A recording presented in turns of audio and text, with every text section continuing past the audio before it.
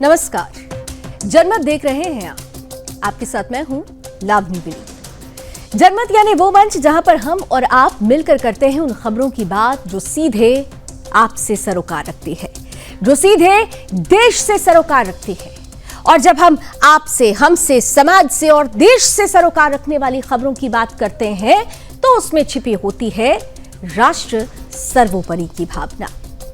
तो राष्ट्र सर्वोपरि की भावना के साथ ही आज जिस पहली खबर का जिक्र हम जनमत पे करने वाले हैं, जिस पहली खबर को आज मैं आपके सामने रखने वाली हूं, उसमें भी भारत के प्रधानमंत्री, भारत के प्रधान मुखिया ने यह बता दिया है, दुनिया को यह चेता दिया है कि राष्ट्र सर्वोपरि की भावना उनके लिए प्राथमिकता रखती है, सर्वोच्चता रखती है। क्योंकि जब अमेरिका की ट्रंप सरकार भारत पर एक के बाद एक टैरिफ बम गिरा रही है, तब प्रधानमंत्री नरेंद्र मोदी आत्मनिर्भरता और राष्ट्रहित की ढाल लेकर आगे खड़े हैं। 25% बढ़ाकर 50% तक पहुंचाए गए अमेरिकी आयात शुल्क को लेकर भारत ने न सिर्फ आवाज उठाई है, बल्कि पूरी दुनिया को यह दिखा दिया है कि भारत अब किसी के भी दबाव में झुकने वाला नहीं है। यह सिर्फ एक व्यापारिक संकट नहीं है, बल्कि भारत की आर्थिक संप्रभुता की परीक्षा भी है। और इस परीक्षा में पीएम मोदी ने एक बार फिर से प्रमाणित कर दिया है कि आपदा को अवसर में कैसे बदला जाता है। 2025 की गर्मियों में अमेरिकी राष्ट्रपति डोनाल्ड ट्रंप ने भारत को रूस से तेल खरीदने के कारण दंडात्मक कार्रवाई की धमकी दी। अमेरिका ने टैरिफ दर को सीधे 50% तक पहुंचा दिया। लेकिन अमेरिका यह भूल गया कि यह चुनौती वो उस देश को दे रहा है जहां पर 140 करोड़ की आबादी राष्ट्र सर्वोपरि की भावना और आत्मनिर्भर भारत की संकल्पना के साथ आगे बढ़ रही है, दुनिया की तीसरी सबसे बड़ी अर्थव्यवस्था बनने की ओर कदम बढ़ा रही है। और इसीलिए एक तरफ टैरिफ दर को अमेरिका ने 50% तक पहुंचाया, तो भारत ने साफ कर दिया कि राष्ट्रीय हित के साथ कोई समझौता नहीं होगा। रूस से तेल खरीदना भारत की ऊर्जा सुरक्षा का हिस्सा है और देश के 140 करोड़ जनता का इससे सीधा सरोकार है। प्रधानमंत्री मोदी ने यह स्पष्ट कर दिया कि किसान, मछुआरे और लघु उद्योगों के हितों की कीमत पर कोई भी वैश्विक संबंध नहीं बनाया जाएगा। प्रधानमंत्री ने आज किस तरीके से अमेरिका की चौधराहट को एक बड़ा संदेश दिया, ट्रंप को दो टूक शब्दों में वो कहा जिसकी कल्पना भी शायद ट्रंप ने न की हो। आज प्रधानमंत्री ने किस तरीके से बेबाकी से अपनी बातों को देश के सामने, दुनिया के सामने रखा, आइए सबसे पहले हम उनका बयान आपके सामने रखते हैं।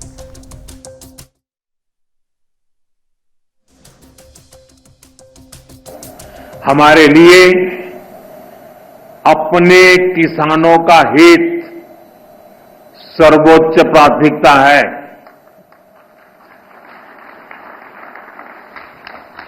भारत अपने किसानों के, पशुपालकों के और मछुआरे भाई बहनों के हितों के साथ कभी भी समझौता नहीं करेगा।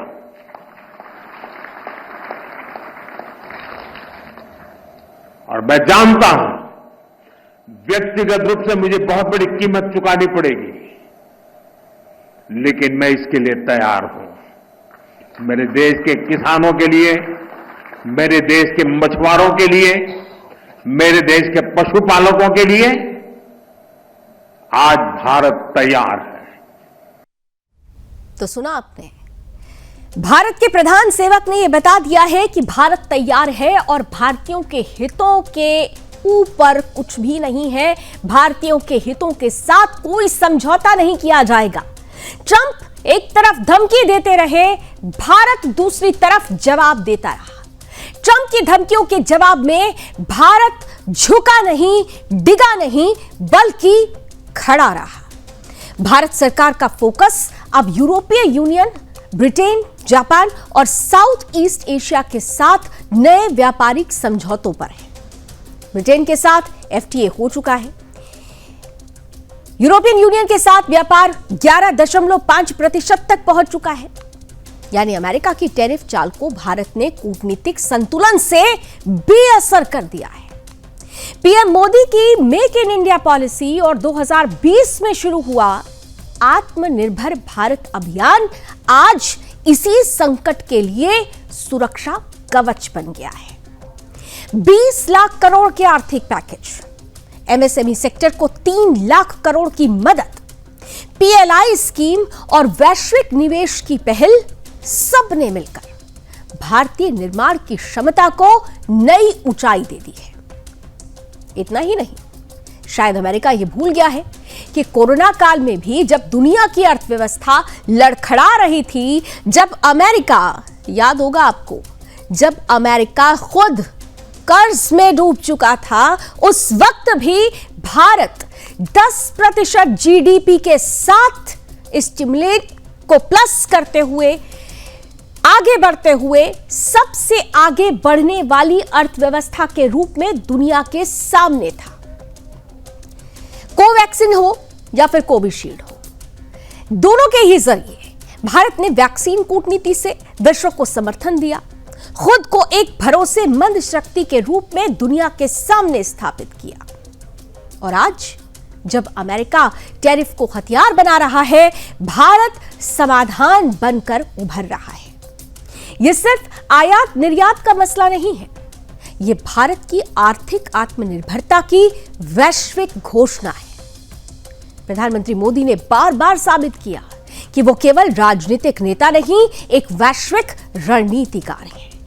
ट्रंप की धमकियों के बीच भारत की नीतियां न डरी हैं, न डिगी हैं, न कमजोर हुई हैं, बल्कि नए रूप में, नए स्वरूप में, नए तरीके से दुनिया के सामने रास्ता दिखाने वाली साबित हुई हैं। एक तरफ टैरिफ वॉर है, दूसरी तरफ आत्मनिर्भर भारत की तैयारी है। यही है 21वीं सदी के भारत की असली पहचान। और अब कोई हमें बाजार नहीं समझ सकता, हम साझेदार हैं और वो भी अपनी शर्तों के साथ आगे बढ़ते हैं। वो देश जो वसुधैव कुटुंबकम की भावना के साथ उन छोटे देशों को भी साथ लेकर चल रहा है, जिस पर अमेरिका ने सदैव चौधराहट दिखाने का प्रयास किया, जिस पर चाइना ने भी अपनी विस्तारवादी नीति के तहत उनको पूरी तरह से कर्ज में डाल दिया। उन देशों के लिए भी भारत सोचता है। भारत वसुधैव कुटुंबकम और भारत सर्वप्रथम की भावना के साथ समन्वय बैठाकर आगे चल रहा है। और यही वजह है कि भारत की ये धमकी, भारत की ये चुनौती अमेरिका के यानी ट्रंप के पेशानी पर बल लागने के लिए काफी है। बात ट्रंप की परेशानी की हो रही थी, तो अब जरा अपने देश में भी आ जाते हैं। एक और सदस्य हैं हमारे देश में, एक ऐसे नेता हैं जिनकी नेतृत्व क्षमता पर अक्सर सवाल खड़े होते हैं, जिनके लिए बार बार ये कहा, जो उन्हें ही सवालों के घेरे में खड़ा कर देता है। आप में से बहुत सारे दर्शक समझ चुके हैं कि मैं किन की बात कर रही हूं। बिल्कुल, मैं बात कर रही हूं कांग्रेस लीडर राहुल गांधी की। आज देश के सबसे बड़े लोकतांत्रिक संस्थान चुनाव आयोग पर सुनियोजित हमला हुआ। यह हमला हो रहा है उन लोगों के हाथों जिन्हें खुद इसी लोकतंत्र ने संसद की चौखट तक पहुंचाया है। राहुल गांधी और उनका समूचा विपक्ष चुनाव आयोग की निष्पक्षता पर सवाल उठा रहा है। वो चुनाव आयोग जो दशकों से भारतीय लोकतंत्र की रीढ़ बना है, जिसने चुनावी प्रक्रिया को विश्व में सबसे व्यापक और पारदर्शी बनाया। राहुल गांधी आज कहते हुए नजर आए कि महाराष्ट्र और कर्नाटक में फर्जी वोट पड़े। उन्होंने बकायदा इसके लिए एक प्रेजेंटेशन तैयार किया, जिसकी तस्वीरें भी आपके सामने चल रही हैं। राहुल ने इस प्रेजेंटेशन के माध्यम से देश के सामने रखने का प्रयास किया कि एक ही घर में दर्जनों वोटर, गलत फोटो, गलत पते। यदि ये सच है तो उन्हें इस फर्जीवाड़े की सफाई चाहिए। लेकिन जैसे ही संवैधानिक संस्था चुनाव आयोग बिहार में SIR यानी सीरियस इंटेंसिव रिवीजन विशेष गहन पुनर्निरीक्षण अभियान के तहत वोटर लिस्ट को स्वच्छ कर रहा है, उसे साफ करता है और 65 लाख फर्जी या निष्क्रिय मतदाताओं को हटा दिया जाता है, तो वहीं राहुल गांधी हंगामा करने लगते हैं। ऐसे कैसे चलेगा राहुल जी? राहुल जी, ये देश इसे स्वीकार नहीं करेगा। अब सवाल ये उठता है कि क्या राहुल गांधी को फर्जी वोटिंग हटवाना है या बचाना है, यह भी उन्हें स्पष्ट करना होगा।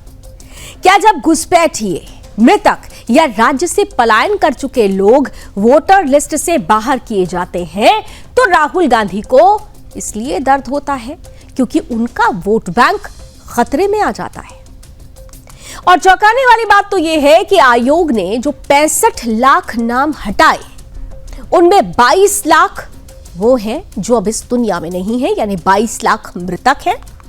36 लाख बिहार से बाहर चले गए हैं, यानी उन्होंने पूरी तरह से बिहार छोड़ दिया है, वो दूसरे राज्यों में या फिर विदेश में जाकर बस गए हैं। और 7 लाख स्थायी रूप से अन्य राज्यों में बसे हुए थे। यानी कुल मिलाकर अगर देखें तो राहुल गांधी ऐसे वोटरों को वोट दिलवाना चाहते हैं, उनको अधिकार दिलवाना चाहते हैं वोट का, जो अब इस दुनिया में ही नहीं है। और असल में विपक्ष को चुनाव आयोग से नहीं, चुनाव आयोग के काम करने से दिक्कत है। उन्हें डर है कि अगर वोटर लिस्ट साफ हो गई तो फिर फर्जी बहुमत की राजनीति की नींव हिल जाएगी। और यही वजह है कि आज जब आयोग निष्पक्षता से काम कर रहा है तो उसका गला घोटने की कोशिश की जा रही है। राहुल गांधी समाधान नहीं, संदेश और संदेह का संदेश खड़ा करना चाहते हैं। वो भ्रम पैदा करना चाहते हैं। वो जन भावनाओं को भ्रमित करके अपनी असफल राजनीति का मलबा लोकतंत्र पर डालना चाहते हैं। लेकिन भारत का मतदाता अब जान चुका है, उसे अब वोट डालने नहीं, वोट की रक्षा करने वाले लोकतंत्र की जरूरत है। और इसी पर राहुल गांधी ने किस तरह से आज आरोप लगाए, उसके बाद बीजेपी ने भी पलटवार किया। प्रेस कॉन्फ्रेंस करते हैं संबित पात्रा, किस तरीके से दिन भर आरोप प्रत्यारोप का दौर चलता रहा, जरा आप भी देखिए। अच्छा, ये देखिए, टेकराज सबकाता, इनका फादर का नाम DFOI GAID, महाराष्ट्र में added in 5 months, then in 5 years, caused us suspicion. More voters than the entire population of Maharashtra. Again, very surprising fact. And then huge jump in voter turnout after 5 PM. And everybody saw this.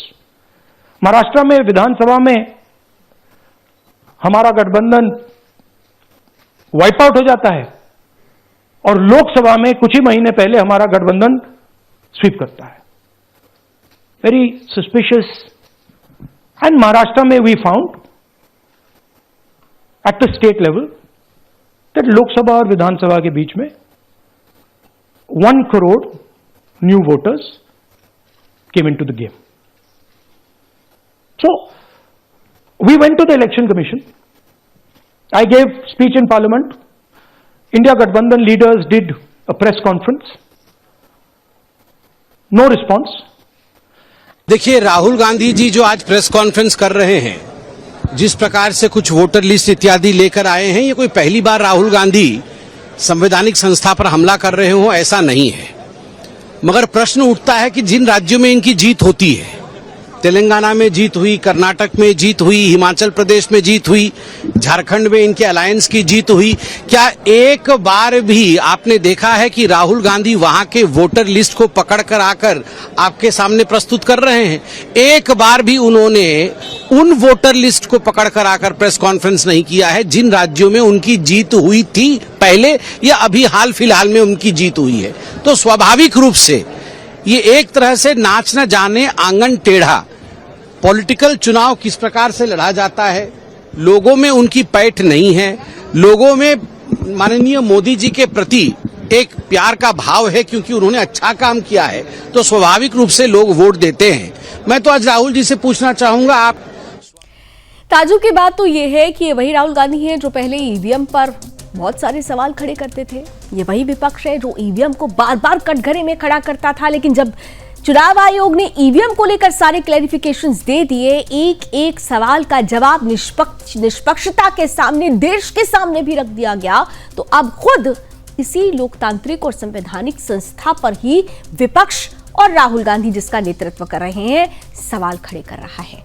लेकिन जैसे ही राहुल गांधी ने ये तमाम आरोप लगाए, चुनाव आयोग ने भी अपनी तरफ से सवाल दाग दिए। राहुल गांधी को सीधे तौर पर यह कहा गया, पूछा कि अगर आप ऐसे आरोप लगा रहे हैं तो आपको बकायदा उन नामों के साथ डिटेल रिपोर्ट चुनाव आयोग को सबमिट करनी होगी और साथ ही साथ यह भी स्वीकार करना होगा कि आप जो बातें, जो आरोप लगा रहे हैं चुनाव आयोग पर, तो उस बारे में आपके पास पूरी जानकारी है। आप व्यक्ति का नाम, पता, सारे डिटेल्स दीजिए और ये बताइए कि ये जो आधार है उस आधार के बारे में आपको पूरी जानकारी है।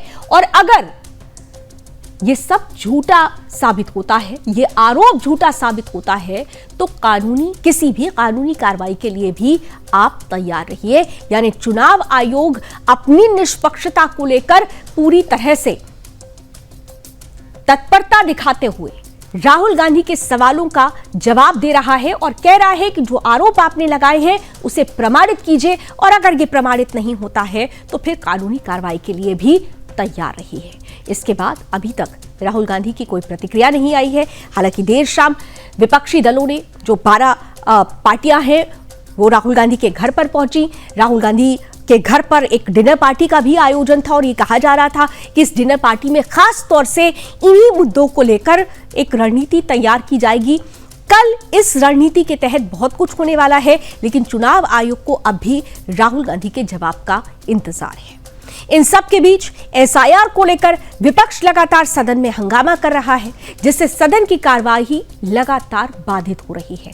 और इसी को लेकर दिल्ली ब्यूरो चीफ वरिष्ठ संवाददाता सौरभ तिवारी ने केंद्रीय मंत्री एसपी सिंह बघेल और बीजेपी प्रवक्ता शहनवाज हुसैन से खास बातचीत की है, जिस पर उन्होंने क्या कुछ कहा, आप भी सुनिए।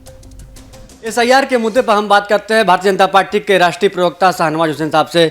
शहनवाज जी, एसआईआर को लेकर बिहार में घमासान चल रहा है, आप बिहार से आ रहे हैं, क्या माहौल है बिहार में? बिहार में सब ठीक बा, कोई दिक्कत नहीं है। बिहार हम लोग जीतेंगे।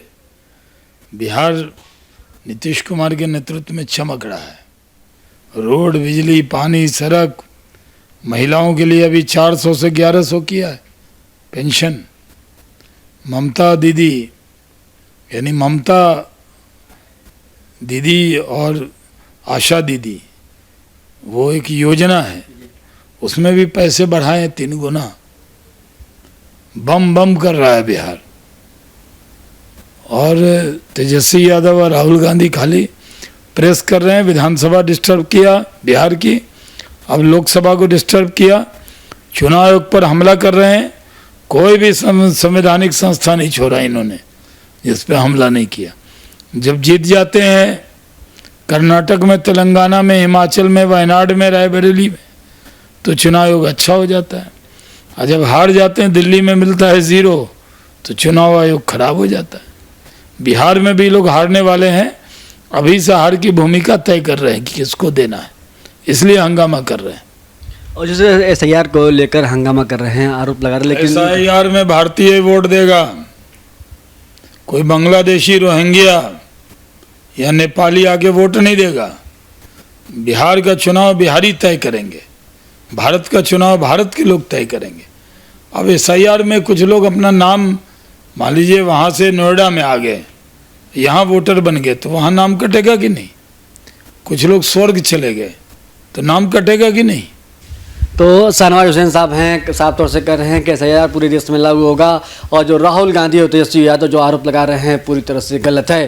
कैमरामैन चंदन के साथ सौरभ तिवारी, सुदर्शन न्यूज, दिल्ली। एसआईआर के मुद्दे पर घमासान मचा हुआ है। हम बात करते हैं मोदी सरकार के कद्दावर मंत्री एसपी सिंह बघेल साहब से। बघेल साहब, जिस तरह से एसआईआर के मुद्दे को लेकर, और खासतौर से आप उत्तर प्रदेश के वरिष्ठ नेता हैं और उत्तर प्रदेश के पूर्व मुख्यमंत्री अखिलेश यादव भी हंगामा कर रहे हैं कि आप लोग उनकी सरकार न बने, इसलिए एसआईआर को लेकर आ रहे हैं आप लोग। चुनाव आयोग की ये सतत प्रक्रिया होती है। जिस दिन उत्तर प्रदेश का चुनाव आएगा या किसी भी राज्य का, उसके पहले मतदाता पुनरीक्षण निश्चित तौर से होगा। हर घर का दरवाज़ा खटखटाया जाएगा। जो लोग डेथ हो चुकी है उनके वोट काटने ही पड़ेंगे, जो माइग्रेट हैं उनकी भी वोट काटने पड़ेंगे, और जिन्होंने स्थान परिवर्तन कर लिया, जैसे 2 फार्म होते हैं, एक वोट बनाने का और एक वोट को डिलीट करवाने का। जैसे मैं इटावा में मेरा वोट हुआ करता था, फिर मैं आगरा जब शिफ्ट हुआ तो वहाँ मैंने एक फार्म भरा कि मेरा यहाँ से काट दिया जाए और यहाँ भरा कि मेरा जोड़ दिया जाए। भारत के अखिलेश यादव और राहुल ही ऐसे लोग हैं जो विदेशी घुसपैठियों को भारत का मतदाता बनाने के लिए प्रयासरत हैं। ये लोग मतदाता बन जाएंगे तो नागरिक भी बन जाएंगे। चुनाव आयोग केवल ये कह रहा है कि यदि आप भारतीय हैं तो उसके सबूत दें, तो इंडियन होने का सबूत तो देना पड़ेगा। तो ऐसे 62 लाख लोग हैं जिसमें मृतक लोग हैं। अब मृतकों के तो वोट कटेंगे ही, माइग्रेशन के भी कटेगा। यही भारत का विपक्ष एक ऐसा विपक्ष है जो विदेशी लोगों को अपना मतदाता बनाते हुए नागरिक बनाना चाहते हैं। इससे आंतरिक सुरक्षा को खतरा होगा, सामाजिक सद्भाव को, और कहीं न कहीं चुनावी लोकतंत्र भी प्रभावित होगा।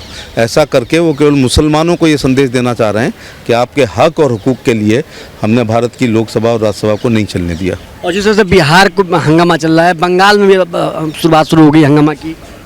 जब भी चुनाव आयोग एक संवैधानिक स्वतंत्र एवं निष्पक्ष संस्था है, वो कभी भी लक्ष्मण रेखा बांध करके अपने विवेक से कोई काम नहीं कर सकते हैं। वो जो भी काम करते हैं वो भारत के लोकतंत्र को, चुनाव में पारदर्शिता और निष्पक्ष चुनाव के लिए मतदाता सूची का पुनरीक्षण कराते हैं। एक आखिरी सवाल बघेल साहब, आप कद्दावर नेता हैं, जिस राहुल गांधी राजनीति कर रहे हैं, चुनाव आयोग पर हमले कर रहे हैं कि चुनाव आयोग आपके इशारे पर काम कर रहा है। राहुल गांधी हमेशा संवैधानिक संस्थाओं पर हमला करते हैं, चाहे वो CBI हो या ED हो या चुनाव आयोग हो, वो हमेशा इन पर ही अटैक करते हैं। गनीमत है कि आजकल EVM पर थोड़ी बात करनी बंद कर दी है। इन्हीं चुनाव आयोग को एक व्यक्ति नहीं होता, एक संस्था होती है। चुनाव आयोग, विभिन्न चुनाव आयोगों ने विभिन्न चुनावों में EVM के द्वारा मनमोहन सिंह की 2004 की और 9 की सरकार बनी। बहन जी की 7 से 12 पूर्ण बहुमत की सरकार आयोग के निर्देशन में, आयोग ने नहीं बनवाता है, आयोग के, और 12 से 17 अखिलेश यादव की पूर्ण बहुमत की सरकार आयोग के सुपरविजन में इलेक्शन हुआ। और EVM ने दिल्ली में 3 बार केजरीवाल ने बनाई। इस समय आम आदमी पार्टी की पंजाब में है, DMK की तमिलनाडु में है, नवीन पटनायक साहब ने अपनी बनाई कई बार। तो मीठा मीठा गप गप, जब सरकार बन जाती है तो बेचारी EVM बहुत अच्छी होती है, जब नहीं बनती है तो नाचना है आंगन टेढ़ा। धन्यवाद। तो ये थे हमारे साथ कद्दावर मंत्री मोदी सरकार के SP सिंह बघेल साहब, जिन्होंने अखिलेश यादव और राहुल गांधी को निशाने पर लेते हुए कहा कि साफ तौर से कहा कि जो SIR है वो चुनाव आयोग काम कर रहा है, इसके BJP का कोई लेना देना नहीं है, लेकिन जो बांग्लादेशी रोहिंग्या हैं उनको मतदान देने का अधिकार भारत में नहीं मिलेगा। कैमरामैन चंदन के साथ सौरभ तिवारी, सुदर्शन न्यूज, दिल्ली। तो राहुल गांधी ने आरोप तो लगा दिया है, लेकिन चुनाव आयोग कह रहा है कि सबूतों के साथ शपथ पत्र आप दाखिल कीजिए, और अगर सबूत या प्रमाण प्रमाणित नहीं हो पाते हैं तो फिर कानूनी कार्रवाई के लिए भी तैयार रहिए। आगे की रणनीति क्या होने वाली है विपक्ष की, इस पर नजर बनी रहेगी, लेकिन इतना तय है कि विपक्ष जिस तरीके से फर्जी वोटर्स को लेकर उन्हें बचाने का प्रयास कर रहा है, ये बताता है कि ये वही वोटर्स हैं जो विपक्ष का वोट बैंक है। तो अब जनता को तय करना है कि जनता सच के साथ जाना चाहती है, राष्ट्रहित के साथ जाना चाहती है, या राष्ट्र विरोधियों के साथ। जहां सांस थमने लगती है वहां उम्मीदों की उड़ान अपने आप सामने आती है, और कुछ ऐसा ही हो रहा है। जहां रास्ते धंस गए थे वहां जज्बा बुलंद हो चुका है। उत्तरकाशी में धरती कांपी, आसमान बरसा, पहाड़ बहे, चट्टानें दरकी, लेकिन भारत की फौज, भारत की सेना अडिग रही। धराली की घाटियों में जहां भीषण बादल फटे, भूस्खलन ने रास्ते निगल लिए, वहां भारतीय सेना, ITBP, BRO, NDRF, SDRF, police और स्थानीय प्रशासन ने वो कर दिखाया जो शब्दों में समेटा नहीं जा सकता। तीसरा दिन, लेकिन राहत और बचाव कार्य थमा नहीं, क्योंकि ये कोई सरकारी औपचारिकता नहीं है, ये सेना का संस्कार है। सेवा परमो धर्मा। केवल स्लोगन नहीं है सेना के लिए। सेना के लिए सैनिकों की जिंदगी का यही उद्देश्य है, सेवा परमो धर्मा। जब जनता खतरे में होती है तो ये वर्दीधारी योद्धा सिर्फ गिनती नहीं करते, वो जान की बाजी लगा देते हैं। उत्तरकाशी जिले के धराली और गंगोत्री क्षेत्र में जो तबाही आई, उसने पूरी व्यवस्था को चुनौती दी। 5 लोग अपनी जान गंवा चुके हैं, दर्जनों लापता हैं, सैकड़ों फंसे हुए हैं, कई घर मलबे में तब्दील हो गए हैं, सड़कों की जगह दरारें हैं, पुलों की जगह खाई है। लेकिन इस तबाही के बीच अगर कुछ खड़ा है तो वो है सेना का हौसला, उनकी मदद का हाथ जो हर पल आगे बढ़ रहा है। जहां मशीनें नहीं पहुंच सकी, वहां जवान पैदल पहुंचे। जहां रास्ते टूट गए, वहां नए रास्ते बनाए। जहां आसमान से उम्मीदें टूट रही थी, वहां हेलीकॉप्टर्स की गर्जना ने जान बचाई। देवदूत बनी हमारी सेना। इस बचाव कार्य में सेना और बीआरओ का युद्ध स्तर पर जो कार्य चला, इस दौरान एक युद्ध उन्होंने लड़ा पहाड़ों से, युद्ध लड़ा मलबों से, युद्ध लड़ा समय से। बीआरओ की टीम जब मलबा हटाने निकली तो रास्ता नहीं था, केवल मौत की चुनौती थी। लेकिन आज गंगोत्री हाईवे खुल चुका है। जिस 150 मीटर हिस्से को पहाड़ निगल गया था, वहां फिर से पहिया घूम रहा है। चिनूक और MI-17 जैसे हेलीकॉप्टर्स फंसे लोगों को सुरक्षित निकाल रहे हैं। अब तक 274 से ज्यादा लोग गंगोत्री और आसपास के क्षेत्रों से हर्षिल लाए जा चुके हैं। प्रशासन, NDRF, ITBP सब एक साथ मैदान में डटे हैं। ऑपरेशन जिंदगी जारी है। एक यूनिट हर्षिल भी पहुंचाई जा रही है, एक वीसेट यूनिट हर्षिल पहुंचाई जा रही है ताकि इंटरनेट और संचार सेवा को फिर से बहाल किया जा सके। वहीं सीएम पुष्कर सिंह धामी भी रक्षाबंधन जैसे पारिवारिक त्योहार पर अपने गृहनगर टनकपुर में आयोजित भव्य कार्यक्रम को रद्द कर देते हैं और धराली पहुंचकर जमीन पर पीड़ितों के बीच समय बिताते हैं। जमीन पर रहकर जो वहां पर रेस्क्यू ऑपरेशन चल रहा है, उसकी निगरानी खुद मुख्यमंत्री भी कर रहे हैं। उन्होंने कहा है कि रक्षाबंधन केवल एक पर्व नहीं है, बल्कि साथ निभाने का वचन है। और ये साथ आपको बता दूं कि सेना के ये जवान भी निभा रहे हैं। जब हम रक्षाबंधन के पहले कहते हैं कि एक राखी सैनिक के नाम, तो वो केवल राखी नहीं होती है। सैनिक के लिए वो वचन होता है कि आप सुरक्षित रहें, आपको सुरक्षित रखना ये हमारी जिम्मेदारी है। आपकी सुरक्षा के लिए हम हर पल तत्पर हैं, हर पल अडिग हैं। और वही तस्वीर यहां उत्तरकाशी में भी नजर आ रही है। इस बार मेरी बहनें धराली में है। मुख्यमंत्री ने कहा कि इस बार मेरी बहनें धराली में हैं और मेरा धर्म है कि मैं उनके साथ खड़ा रहूं। ये वही भावना है जो एक मुख्यमंत्री को नेता नहीं, जनसेवक बनाती है। अब वो लोग कह रहे हैं कहां हैं, जो इन सब के बीच ये सवाल भी खड़ा हो रहा है कि वो लोग कहां हैं जो सेना से सबूत मांगते हैं, प्रमाण मांगते हैं। जब श्रीनगर एयरपोर्ट पर एक फौजी ने स्पाइस जेट के कर्मचारियों की उनकी लूट की सजा दी, तो सोशल मीडिया पर कुछ लोग उस पर टूट पड़े। सेना के खिलाफ आग उगली गई। जब सेना आतंकियों को ढेर करती है, LOC पर जवाब देती है, बॉर्डर पर बर्फ में तैनात रहती है, तब यही नैरेटिव गैंग सवाल पूछता है, सबूत दो। आज वही जवान मौत और मलबे के बीच जान जोखिम में डालकर देश के नागरिकों को बचा रहा है। जो लोग सवाल पूछ रहे थे, क्या पता कि उनमें से कुछ लोग इस प्राकृतिक आपदा का शिकार भी हुए हो, उनको भी बचाने के लिए यही सेना तत्परता के साथ वहां डटी हुई है, जिस पर सवाल दागे जाते हैं। तो अब आप खुद ही बताइए और तय कीजिए कि क्या जो लोग सबूत मांगते हैं सेना से, उनके मन में क्या राष्ट्र सर्वोपरि की भावना है, या वो भावना हमारा सैनिक जीता है। और उसी भावना के साथ आज भी उत्तरकाशी में ऑपरेशन जिंदगी में हमारा सैनिक डटा हुआ है जिंदगी को बचाने के लिए।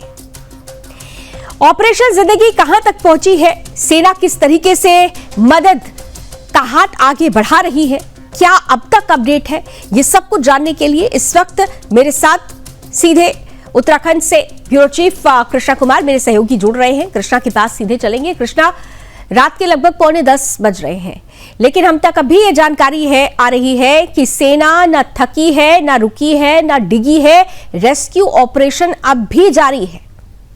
कृष्णा,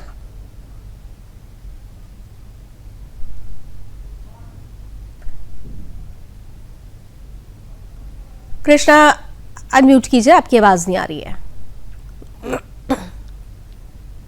बिल्कुल आपने देखिए, अगर हम सेना के लिए कोई बात करते हैं तो हमेशा प्राथमिकता पर जो है वो हर एक नागरिक की सुरक्षा के लिए भारतीय सेना जो है वो तत्पर दिखाई देती है। चाहे हम बात करें देश में आंधी तूफान की, चाहे हम बात करें आतंकवादी की, कोई भी अगर साजिश षड्यंत्र होता है तो सेना हमेशा पहले दिखती है। ऐसा ही हमको धराली में देखने को मिला है। सबसे पहले जब आपदा वहां पे आई है, उसके पास ही हरसिल में एक कैंप है आर्मी का, जहाँ पे कई सेना के जवान जो मौजूद थे, उन्होंने सबसे पहले अपना हाथ जो है वो आगे बढ़ाया है सभी नागरिकों की सुरक्षा के लिए। उन्होंने कई लोगों को जो है वहां से सुरक्षित बचाया है। और अगर हम अब तक की बात करते हैं तो तमाम विभागों ने मिलकर, चाहे हम सभी उत्तराखंड प्रशासन की बात करें, शासन की बात करें, एनडीआरएफ, एसडीआरएफ और आईटीबीपी और आर्मी ने सभी को बचा के लगभग 1000 से ज्यादा लोगों को सुरक्षित बचा लिया है। उनको हरसिल और गंगोत्री धाम के क्षेत्र से जो है वो सुरक्षित बचाकर अलग अलग क्षेत्रों में जो है वो सुरक्षित स्थान पर शिफ्ट किया गया है। उनके मेडिकल उपचार के बाद उनको रिफ्रेशमेंट दी गई है, जिसके बाद जिलाधिकारी के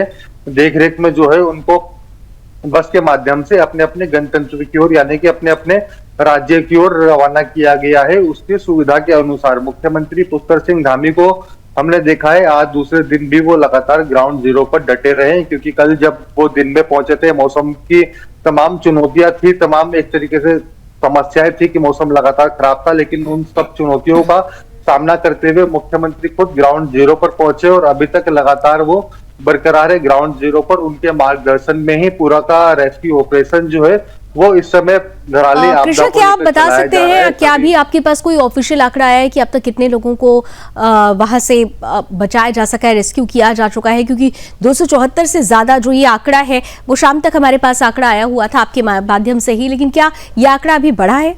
कोई ऑफिशियल आंकड़ा आपके पास हो तो आप बताएं जरूर।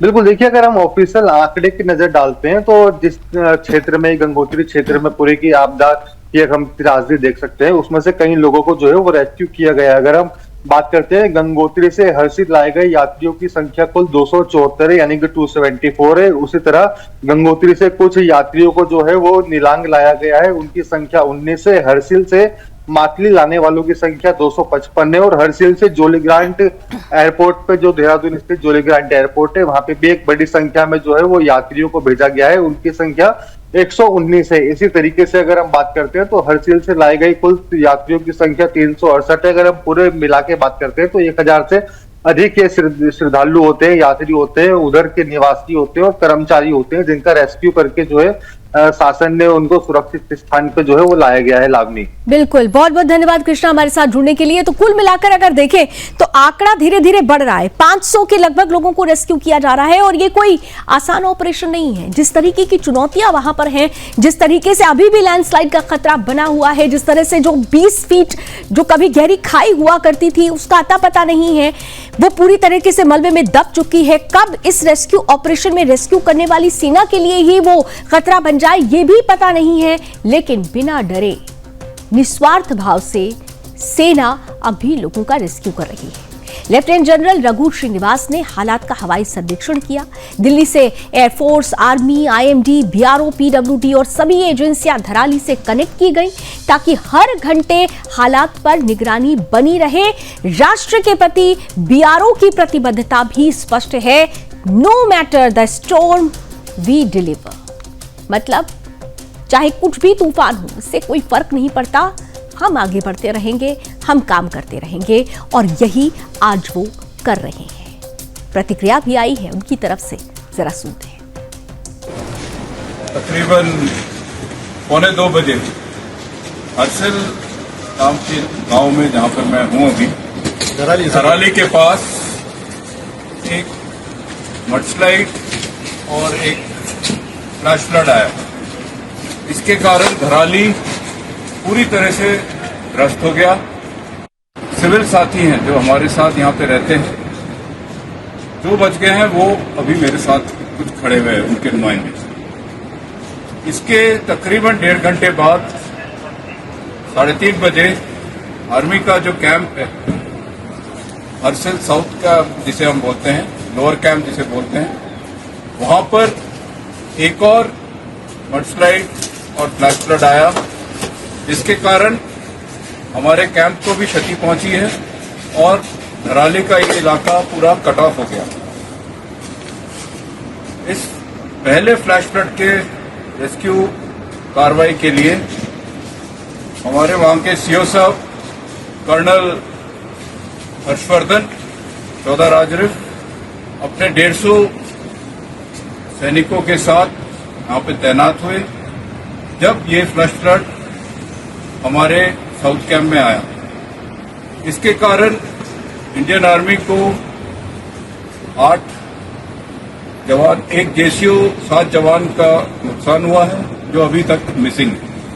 हमारी पूरी कोशिश है कि धराली गांव का जो कनेक्टिविटी है वापस जल्दी से जल्दी रिस्टोर हो जाए ताकि हर्सिल से यहां तक हरकत हो सके।